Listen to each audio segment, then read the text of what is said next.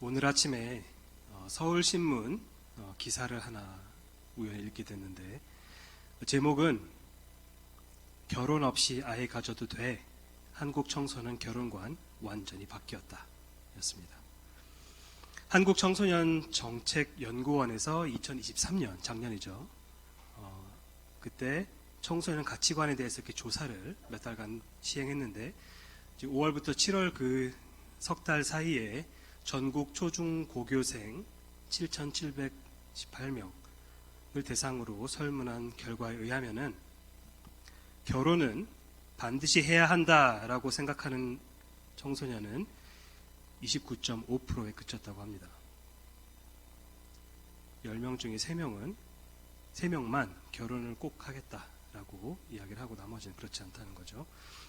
참고로 약 10년 전에 2012년도에 동일한 조사를 시행했을 때에는 반드시 결혼해야 한다라고 대답한 학생들은 73%였습니다. 지금은 30%입니다. 더 나아가 결혼하면 자녀를 가져야 한다라고 생각하는 청소년은 19.8%에 그친 반면에 결혼을 하지 않고도 자녀를 가질 수 있다는 데는 60.6%가 동의했다고 합니다. 결혼을 하면 자녀를 가져야 한다. 19.8%, 결혼을 하지 않아도 자녀 가질 수 있다. 60.6%.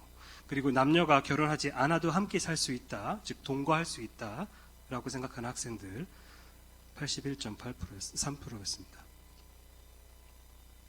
물론 이 조사 결과가 한국 청소년 전체를 얼마나 정확히 대변하고 있는지는 알 수 없지만은 한국의 미래를 이끌어갈 다음 세대가 현재 어떻게 생각하고 있는지를 어느 정도는 확인할 수 있는 그러한 결과인 것 같습니다. 그런데 여러분, 좋게 말해서 성에 대한 개방적인 가치관, 하지만 실제로는 문란한 그런 가치관은 단지 교회 밖에만 존재하는 것이 아닙니다. 교회 안이라고 해서, 교회 내부라고 해서 이런 가치관으로부터 안전한 것이 아니고 교회 다니는 사람들 모두가 이러한 문란한 가치관을 잘못되었다라고 생각하지 않는다는 그런 현실을 우리는 알아야 하고 직시해야 합니다. 너무 오래전 일이라 언제 나눈 대화인지 저도 잘 기억은 안 나는데 예전에 같은 교회를 다녔던 어떤 청년과 이제 이야기를 나누다가 저도 이제 청년 때였는데 이야기를 나누다가 여자였는데 결혼하기 전에 남자친구와 잠자리를 같이 하는 것에 대해 아무런 문제를 못 느끼고 있다는 사실을 제가 알게 되었을 때 그래도 꽤 오래 알던 친구였거든요. 근데 그때 깜짝 놀랐던 적이 있습니다. 그래서 그 친구한테 제가 성경에 그런 행위를 죄라고 이야기하는 본문들이 많이 나와 있다라고 말했지만 돌아오는 대답은 그런 말씀은 구시대적인 문화에서는 해당될지 모르겠지만 2000년 전에 기록된 내용을 오늘날 우리 시대에 그대로 적용하는 것은 좀 아니지 않냐? 라는 그런 대답이었습니다. 이 친구의 답변을 잘 들어보면 겉으로는 성경을 어떻게 해석해야 되고 어떻게 적용해야 되는 약간 그런 취지로 논하고는 있지만 그 이면에는 사실은 성경이 뭐라고 말하든 간에 자기가 좋아하는 죄를 포기하고 싶지 않았던 거죠. 또 교회 다니는 청년들 중에 성경이 결혼 전에 타인과 잠자리를 같이 하는 것을 죄로 여긴다는 사실조차도 모르는 그런 경우들이 많이 있습니다. 제 주변에서도 좀 봤었고요. 아, 성경에 진짜 그런 얘기가 나와? 놀라곤 합니다. 저도 놀라고 그 친구들 놀랍니다. 저는 그 친구들은 성경에 나와 있다는 것은 놀라고 저는 그 친구들이 그걸 모르고 있었다는 것은 놀라고 하는데 결혼한 상태에서 배우자가 아닌 사람과 불륜을 저지르는 것은 간음죄에 해당되지만 근데 결혼하지 않은 두 사람이 합의하에 육체적인 관계를 갖는 것은 문제 없는 거 아니냐는 거죠. 이런 주제에 대해서 이야기하는 것을 굉장히 싫어하지만 하지만 이 악한 세대에 만연해 있는 죄이기 때문에 굉장히 비일비재하게 벌어지고 그리고 퍼져 있는 그런 죄이기 때문에 그리고 그 이전에 그거 사회적인 현상 때문이 아니라 오늘 본문과 같이 성경이 그런 죄를 언급하고 그런 죄에 대해서 침묵하지 않고 오히려 명백하게 경고하고 있기 때문에 이 이야기를 안 할 수가 없습니다. 오늘 본문은 바로 골로새서 3장 5절부터 6절 말씀입니다. 골로새서 3장 5절부터 6절 이 두 구절 제가 읽도록 하겠습니다. 그러므로 땅에 있는 지체를 죽이라. 곧 음란과 부정과 사욕과 악한 정욕과 탐심이니 탐심은 우상숭배니라. 이것들로 말미암아 하나님의 진노가 임하느니라. 자, 이제 흐름을 그래도 좀 기억해야 되니까 지지난주에 이제 골로새서 3장이 드디어 진입을 해가지고 1절부터 4절까지 살펴봤습니다. 특히 1, 2장에서는 골로새서 1, 2장에서는 예수 그리스도의 그 지극히 높으심과 그분의 그 충분하심에 대한 교리적인 측면에 대해서 주로 초점을 맞춰왔었죠. 자, 이제 3장부터는 앞서 언급한 그 교리를 골로새 성도들이 그들의 삶에 어떻게 적용해야 하는지에 대한 보다 더 실천적인 어떤 그런 측면을 강조한다고 말씀을 드렸습니다.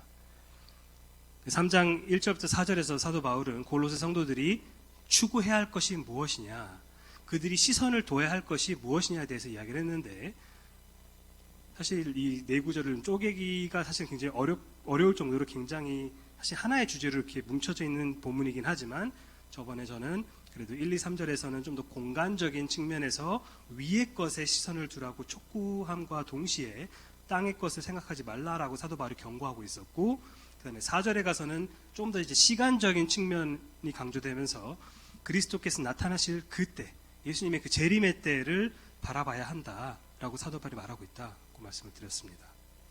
자, 오늘 본문에서는 바울이 3장 2절에서 언급한 그 땅의 것에 대해서 좀 더 구체적으로 다룹니다. 앞서 말씀드렸다시피 이 본문에서 바울이 초점을 맞추고 있는 죄는 성적인 죄인데 크게 이제 세 부분으로 나눠서 살펴보겠습니다.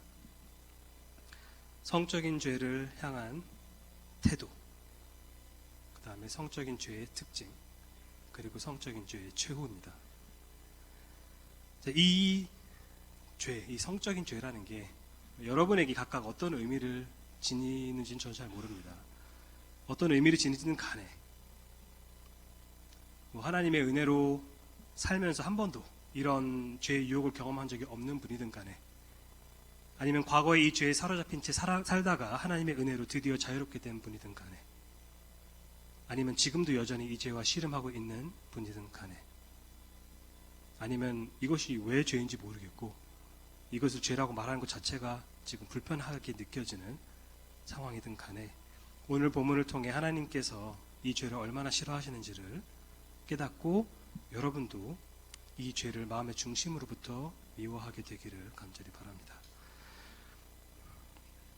자, 먼저 사도 바울은 성적인 죄에 대한 태도에 대해서 말합니다. 5절 전반부인데, 그러므로 땅에 있는 지체를 죽이라. 자, 그러므로라고 시작하니까 접속사죠. 이제부터 하는 이야기는 앞에 언급한 내용을 근거로 하겠다는 이야기입니다.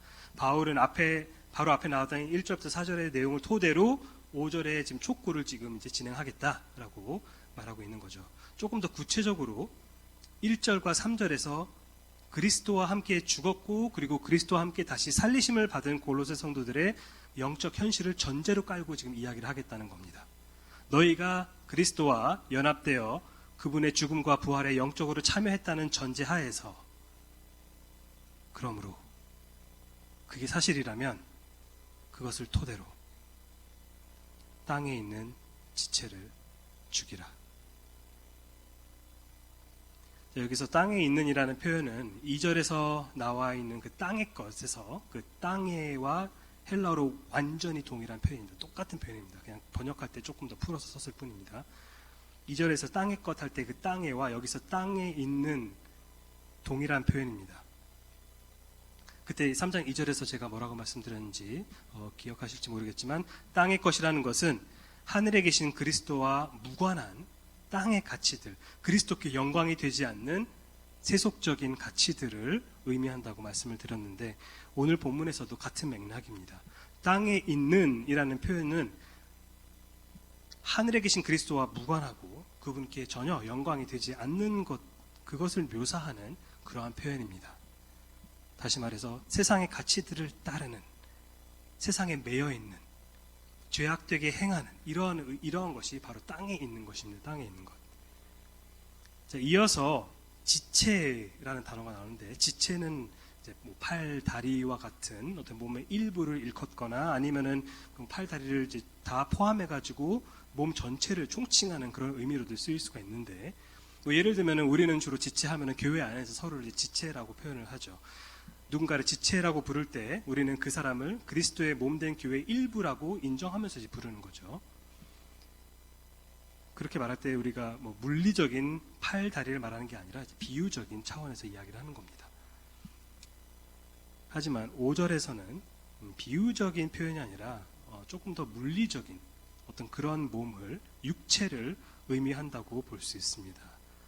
따라서 땅에 있는 지체라는 것은 세상적으로 행하는 몸, 세상적으로 행하는 육체, 사람의 육체를 의미합니다.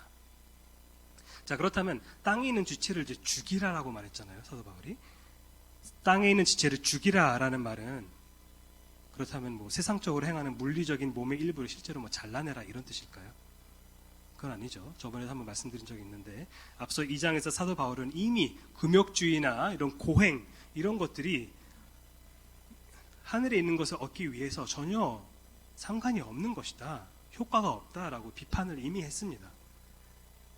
자, 그렇다면 이게 무슨 뜻인지를 바르게 이해하기 위해서는 이 죽이라라는 그 동사가 정확히 어떤 의미로 지금 여기서 사용되고 있는지를 알아야 되는데, 원어상 이 동사가 사실은 이제 문자적으로는 죽게 만들다라는 뜻 맞습니다. 기본적으로는. 근데 이제 항상 문맥이 중요하죠. 같은 단어라도 어떤 문맥, 어떤 맥락, 어떤 상황에서 쓰이냐에 따라서 다른 뉘앙스를 가질 수 있지 않습니까? 그래서 여기서 이 문맥에서는 죽은 것으로 여기다 라는 어떤 그런 의미가 더 강합니다. 실제로 내가 지금 가서 죽여라 라는 그런 의미보다는 적어도 이 골로새 3장에서의 맥락에서는 죽은 것으로 여겨라. 그 이유는 뭐냐면 앞에 3절에서 골로새 성도들은 이미 그리스도와 함께 죽었다라고 사도 바울이 명백히 선언을 했기 때문에 죽인 거를 또 죽이고 또 죽이고 또 죽이고 자꾸 이게 안 죽네 약간 이런 게 아니라 이미 죽었잖니? 그러니까 그게 사실이라면 그러면은 실질적으로 그런 어떤 죄악된 행동을 하는 너의 육체가 이미 죽은 것으로 스스로 여기라라는 그런 의미입니다. 너희가 그리스도와 함께 땅의 것에 대해 죽었다면은 그에 합당하게, 그에 걸맞게, 그에 일관성 있게 땅에 있는 지체, 그 세상적인 가치들을 따라 행하는 육체를 죽은 것으로 스스로 취급하라. 너희가 이미 그리스도와 함께 죽었으니 그 사실에 걸맞게 죄악을 행하는 몸의 일부도 죽은 것으로 여겨라. 로마서 6장에서도 굉장히 비슷한 말씀이 나오는데 로마서 6장 8절에 사도 바울이 먼저 만일 우리가 그리스도와 함께 죽었으면은 또 나오죠. 그리스도와 함께 죽었다 살아나는 거. 그리스도와 함께 죽었으면 또한 그와 함께 살 줄을 믿노니 라고 말한 다음에 몇 절 뒤에 11절에서 이와 같이 너희도 너희 자신을 죄에 대하여는 죽은 자요 그리스도 예수 안에서 하나님께 대하여는 살아있는 자로 여길지어다.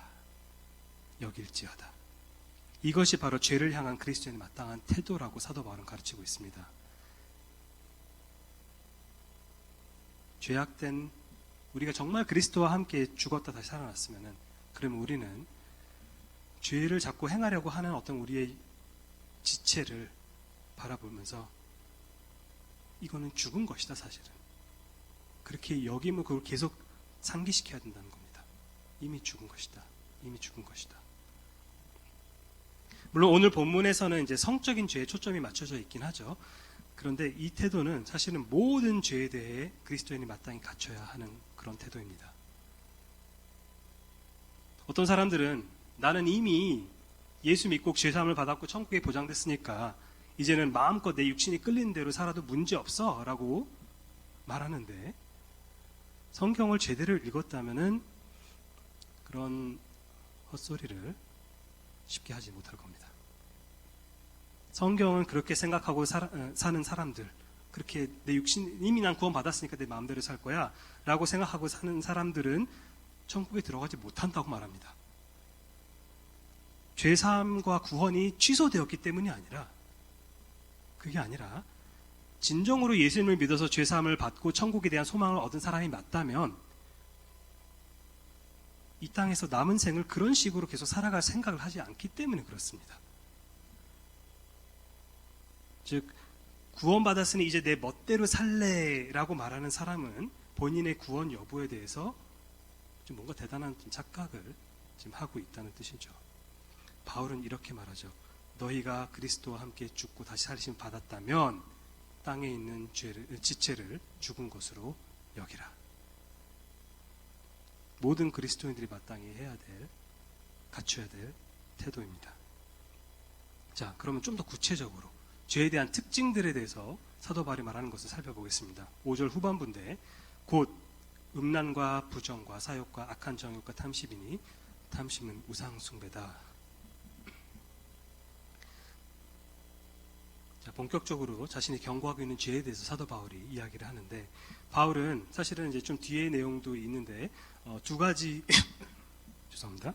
두 가지 죄의 목록을 사실 나열합니다. 첫 번째가 바로 오늘 보고 있는 5절 부분에서 나온 첫 번째 목록이고, 그리고 두 번째는 뒤에 8절부터 9절에 걸쳐서 언급된 또 다른 목록이 나오는데, 오늘은 그중 첫 번째만 다루겠습니다. 첫 번째 목록에서 사도 바울은 성적인 죄에 주목하고 있습니다.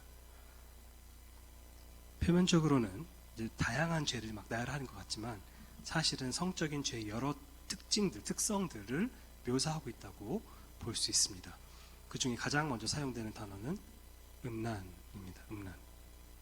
우리말로는 음탕하고 난잡하다, 음란인데 헬라어로는 포르네이아입니다. 포르네이아. 어디선가 좀 들어본 익숙한 단어 아닙니까? 영어로 음란물을 의미하는 포르노그래피가 바로 이 포르네이아라는 단어에서 나온 겁니다.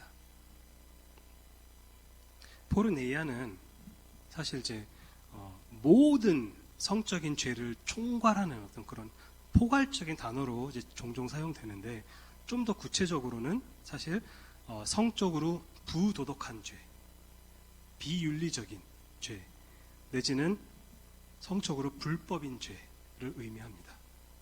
성적으로 불법인 죄. 즉 하나님께서 한 남자와 한 여자의 결혼을 통해 그 부부 사이에만 허락한 육체적 친밀함을 제외한 모든 성적 행위는 하나님께서 불법으로 여기신다는 뜻입니다. 다시 말씀드립니다. 하나님께서 한 남자와 한 여자의 결혼을 통해 그 부부 사이에만 허락한 육체적인 친밀함을 제외한 모든 성적 행위가 포르네이아, 곧 음란이며 이것은 하나님 앞에서 불법이라는 겁니다. 자, 한 남자와 한 여자의 결혼이라고 말씀드렸습니다.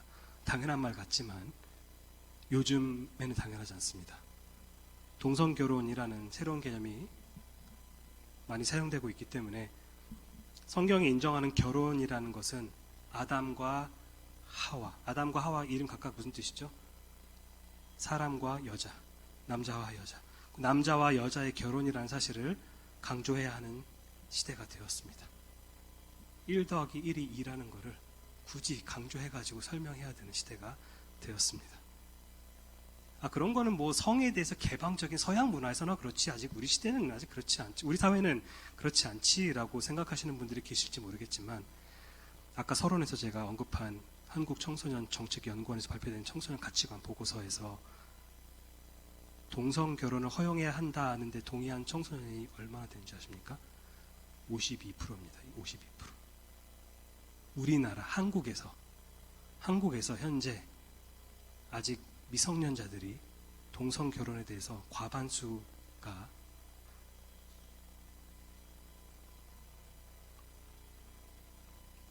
동성 결혼 이런 거 허용해야 한다라고 생각한다는 겁니다.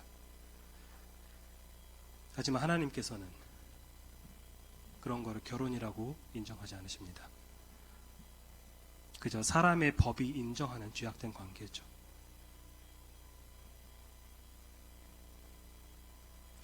또 결혼이라고 했지 동거라고 하지 않았습니다. 결혼이 요구하는 책임에 대해 부담을 느끼고 언제든지 그 관계를 물을 수 있는, 정리할 수 있는 그런 동거 관계를 선호하는 사람들이 굉장히 많죠. 그런데 동거하면서 즐기는 그 육체적인 관계도 음란이라는 카테고리 안에 들어갑니다.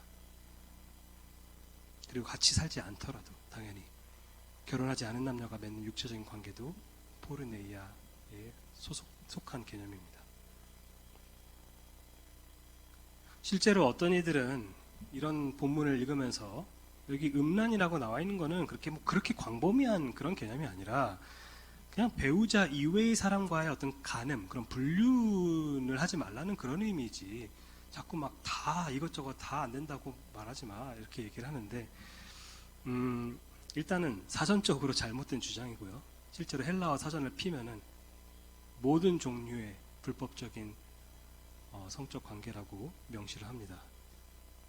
근데 뿐만 아니라 예수님께서 마태복음 15장 19절에서 마음에서 나오는 것은 악한 생각과 살인과 간음과 음란과 도둑질과 거짓 증언과 비방인이라고 하셨을 때 왜 우리 주님께서 굳이 간음과 음란을 구별해서 말씀하셨는지에 대해서 다시 한번 생각해 보셔야 될 겁니다. 그렇게 생각하시는 분들은. 또한 포르네이아는 단지 결혼하지 않은 남녀 간의 어떤 육체적인 관계뿐만 아니라 아까 이 단어로부터 파생된 게 포르노그래피라고 말씀을 드렸죠. 그 영어 단어와도 밀접한 관련이 있습니다. 물론 장년들도 예외는 아니지만 이런 경고의 말씀에 대해서 주의를 기울여야 되는 것이 예외는 아니지만 특히 젊은 청소년이나 청년들은 지금 여기는 안 계시지만 혹시 듣고 계시다면 잘 들으십시오. 여러분이 컴퓨터나 핸드폰 화면으로 보는 것들 중 여러분의 성적 욕구를 자극시키는 모든 장면들을 음란물로 여기십시오. 그런데 이 영화는 청소년 관람불가 등급이 아닌데요? 이런 건 괜찮지 않나요? 상관없습니다. 나중에 그런 걸로 하나님 앞에서 변명하시겠습니까? 예수님께서는 음욕을 품고 여자를 보는 자마다 마음에 이미 간음하였느니라라고 말씀하셨습니다. 실제로 육체적인 관계를 맺지 않았을지라도 그저 상상하는 것만으로도 하나님께서는 죄로 여기신다는 사실을 아셔야 합니다. 제 주변의 친구들은 전부 그 정도는 즐기는데 저는 왜 안 되나요? 만약 여러분이 진짜로 예수 그리스도를 믿음으로써 그분과 함께 죽고 그분과 함께 다시 살리심을 받았다면 그런 죄 가운데 지속해서는 안 된다고 성경이 명확히 말하고 있습니다. 만약 그 죄를 포기하지 못하겠다면 난 그 죄가 너무 좋은데요. 만약 그 죄를 포기하지 못하겠다면 여러분은 단지 그 죄를 포기하지 못하는 것이 아니라 그리스도보다도 그 죄를 더 사랑한다고 스스로 인정하는 셈입니다. 그걸 아셔야 됩니다. 예수님께서는 한 사람이 두 주인을 섬기지 못할 것이니 혹 이를 미워하고 저를 사랑하거나 혹 이를 중히 여기고 저를 경히 여김이라 너희가 하나님과 재물을 겸하여 섬기지 못하느니라 라고 말씀하셨는데 이것은 단지 돈에만 해당되는 원리가 아니라 죄악된 행실에 대해서도 마찬가지입니다. 사람은 하나님과 죄를 겸하여 섬길 수 없습니다. 둘 중 하나를 택하고 그 선택에 합당하게 살아야 합니다. 자, 두 번째로 언급되는 단어는 부정입니다. 부정. 정결하지 못하다, 깨끗하지 못하다라는 그런 뜻이죠. 한마디로 더럽다라는 뜻입니다.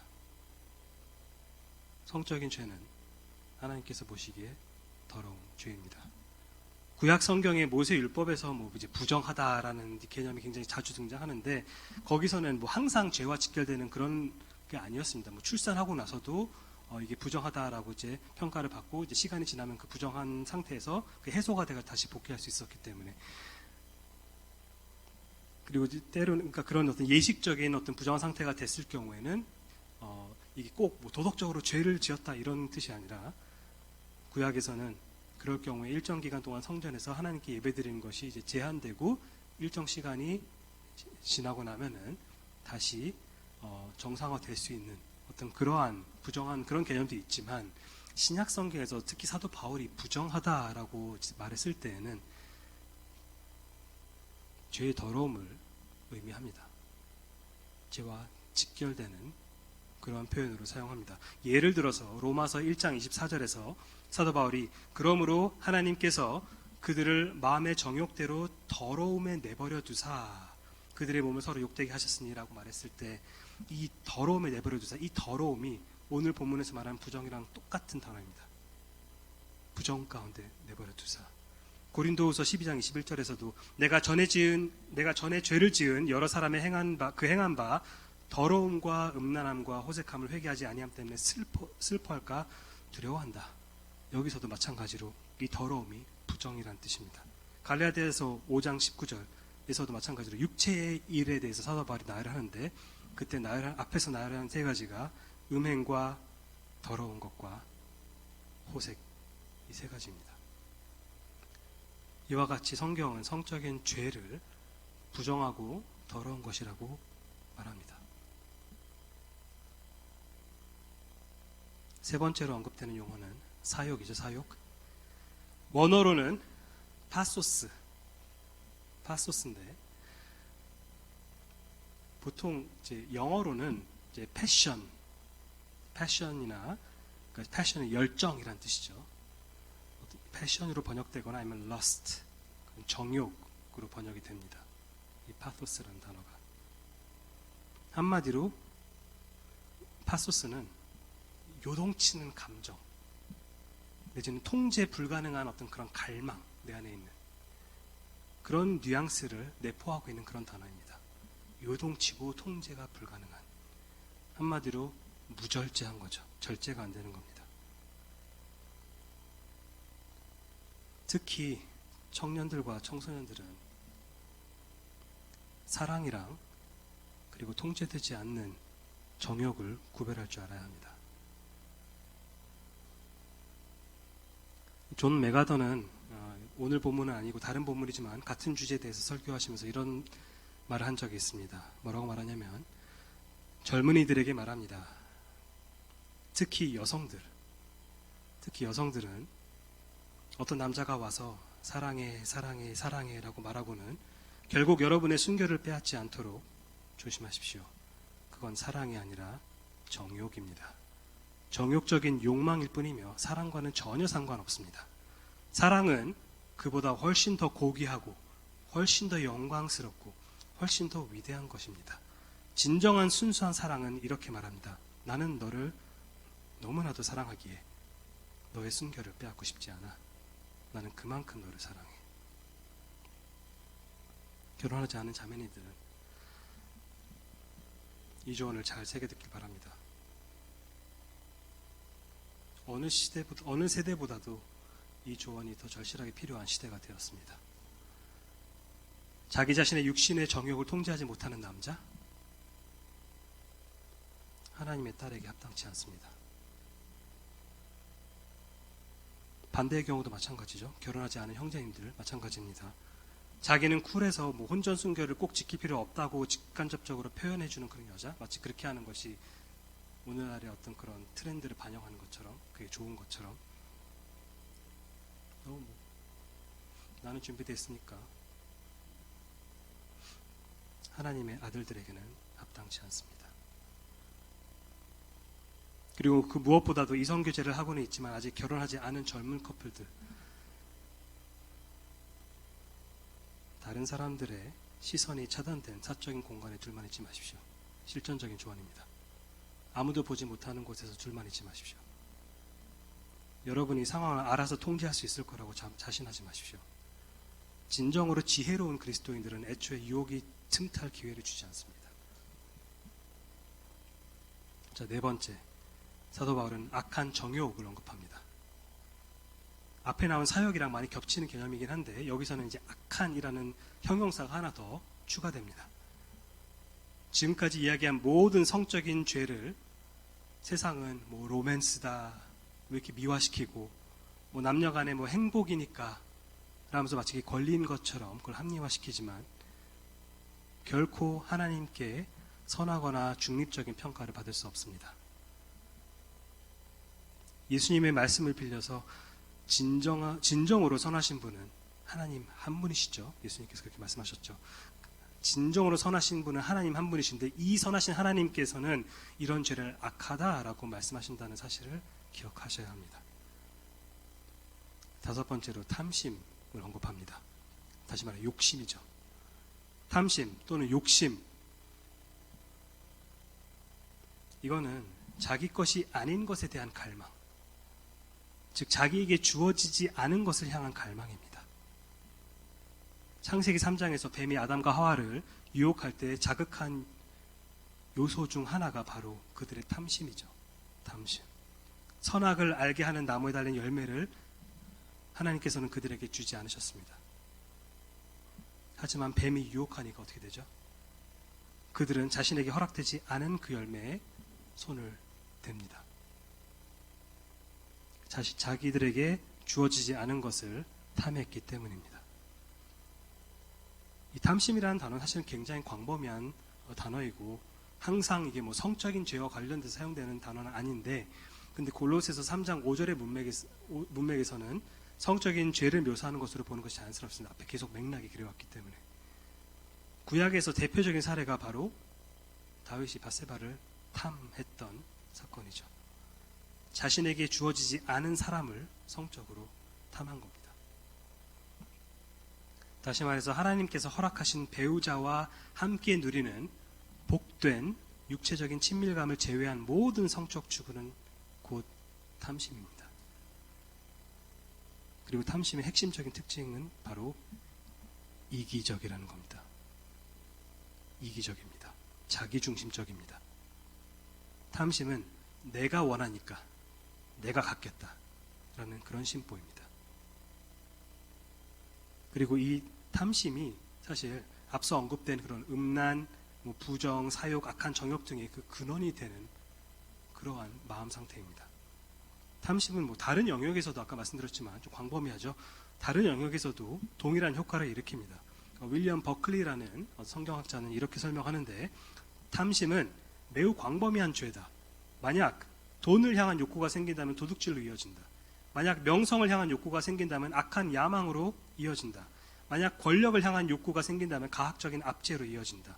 만약 사람을 향한 욕구가 생긴다면 성적인 죄로 이어진다.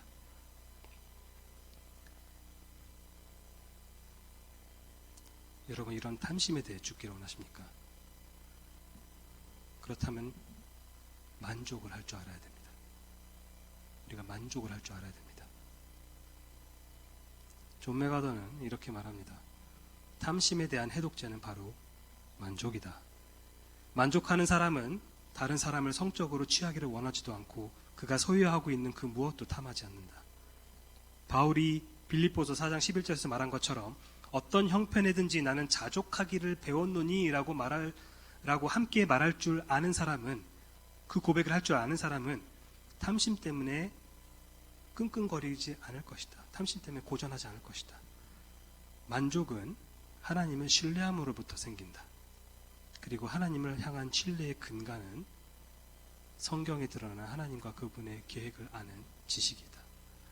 성경을 통해서 하나님께서 어떤 분이시고 그분께서 그분의 백성을 위해서 무엇을 예비하셨고 무엇을 계획하고 계시고 약속하셨는지를 알면은, 그러면은 그 하나님을 신뢰할 수 있게 되고, 그 하나님께서 그 누구보다도 선하시고 긍휼이 넘치시고 오래 참으시고 아름다운 분이시를 깨닫는다면은 그 하나님 자체가 내가 갖고 있는 모든 소유보다 더 값지고 영원히 나의 유업으로 주어진다는 그 사실을 우리가 기억한다면은, 그러면 그보다 더 대단한 것이 없기 때문에, 그렇기 때문에 다른 것들에 자꾸 눈을 돌리지 않게 된다는 겁니다. 5절에서 마지막으로 사도 바울은 탐심이 곧 우상숭배라고 말합니다.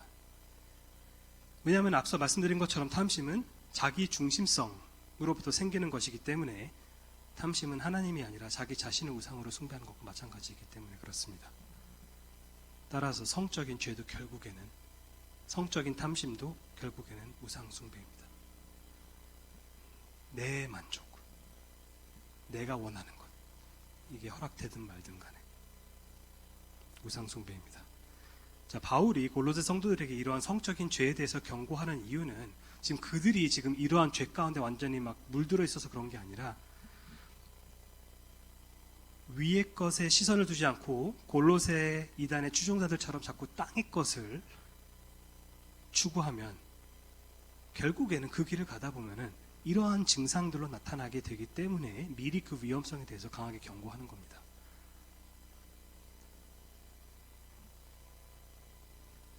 자, 이제 마지막으로 6절을 보면은 성적인 죄의 최후에 대해서 말하고 있습니다. 이것들로 말미암아 하나님의 진노가 임하느니라. 자, 이것들이란 거는 당연히 바로 앞에서 언급한 그런 성적인 죄의 목록을 이야기를 하는 거죠. 그러한 죄로 말미암아 하나님의 진노가 임한다. 하나님의 진노가 임한다.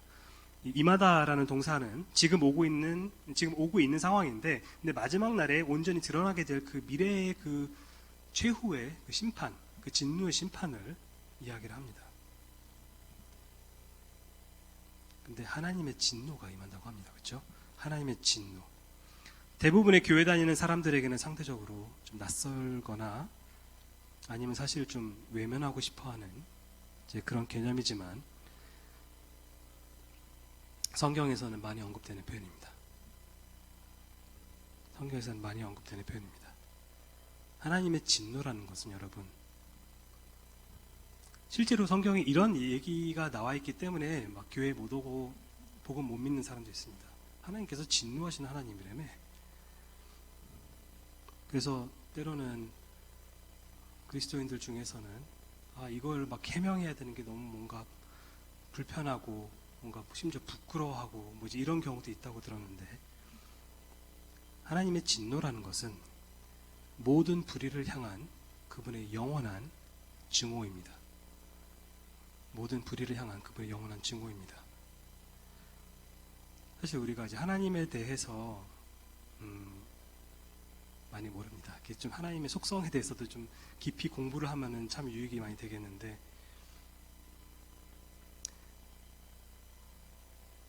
하나님의 이제 뭐 사랑, 하나님의 진노, 이런 개념들은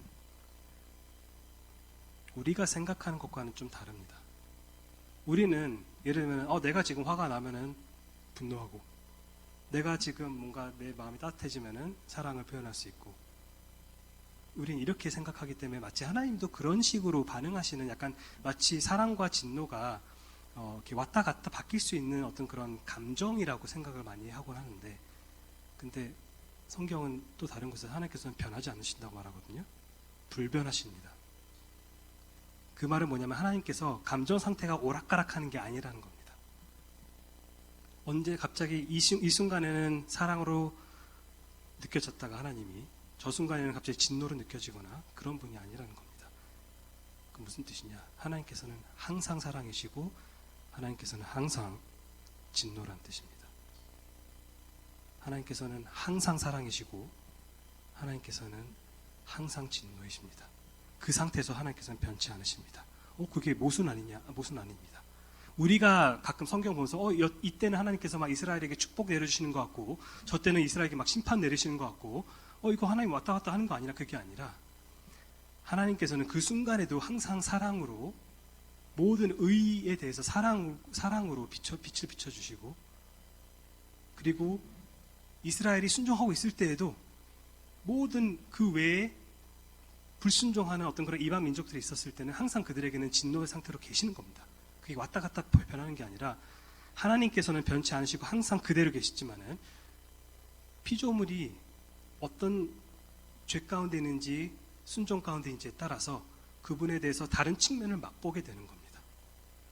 하나님이 마치 감정에 어떤 요동친 어떤 그런 분이 아니시라. 그래서 시편 7편 11절 같은 데 보면은 하나님은 의로운 재판장이시며 매일 분노하시는 하나님이시다라고 그렇게 이야기를 할 수가 있는 겁니다. 매일.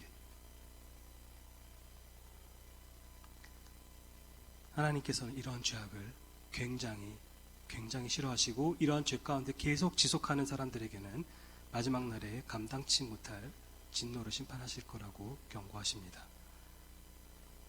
자, 바울은 여기서 지금 골로새 성도들이 너희들이 죄를 조금만 지으면은 그러면은 하나님의 진노를 당하게 될 것이라고 그렇게 협박하는 게 아닙니다.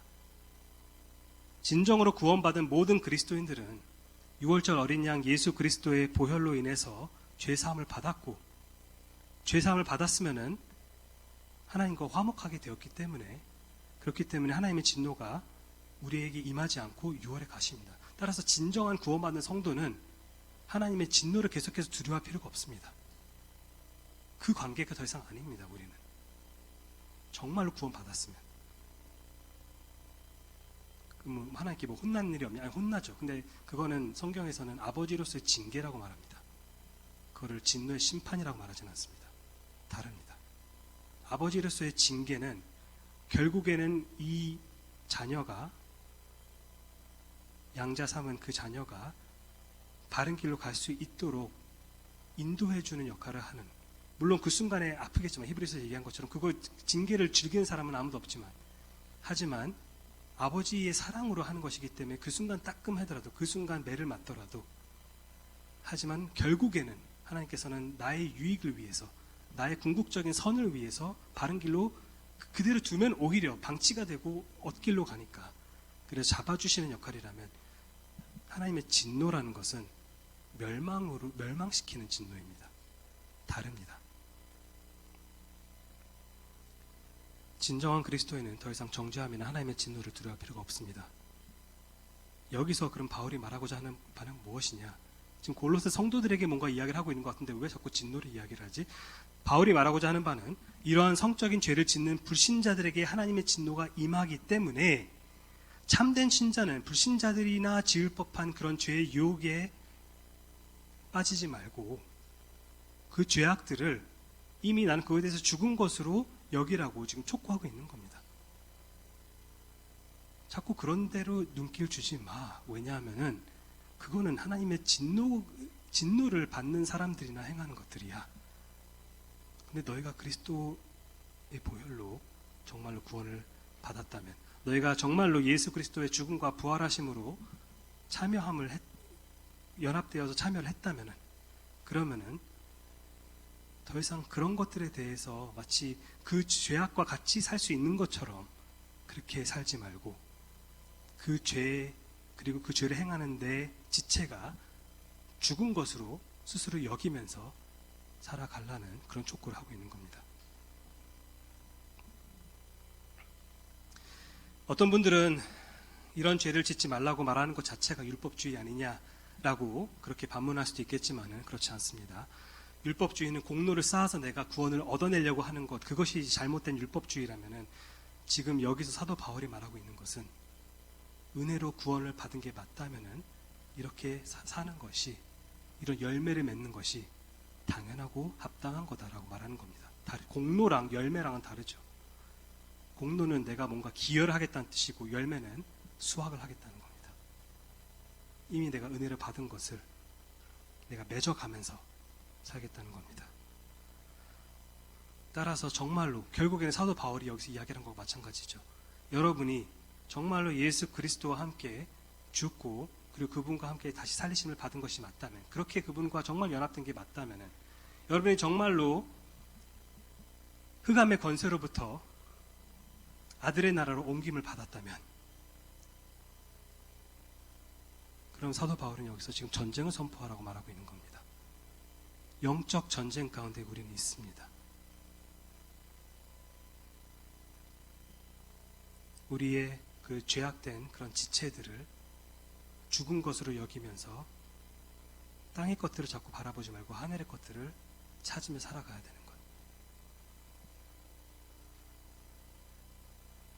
그리고 감사하게도 이 영적 전쟁은 우리가 그 결말을 잘 모르는 어떤 그러한 마치 무슨 월드컵이나 아시안컵 이렇게 경기를 보면서 마지막에 휘슬이 불기 전까지 어떻게 될지 잘 모르겠는 그런 게 아니라 이미 예수 그리스도께서 십자가 위에서 구속을 성취하셨기 때문에 구속사가 어떻게 끝날지 우리는 알고 있는 겁니다.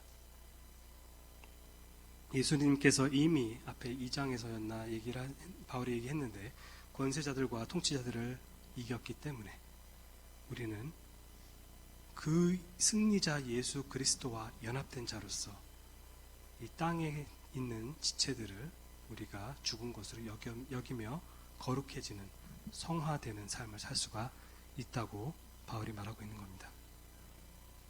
우리 모두가 이번 한 주간 우리 안에 있는 그런 죄악된 지체들을 죽은 것으로 더욱더 우리가 의식적으로 여겨가면서 하나님께서 기뻐하시는 거룩한 삶을 살 수 있기를 간절히 원합니다.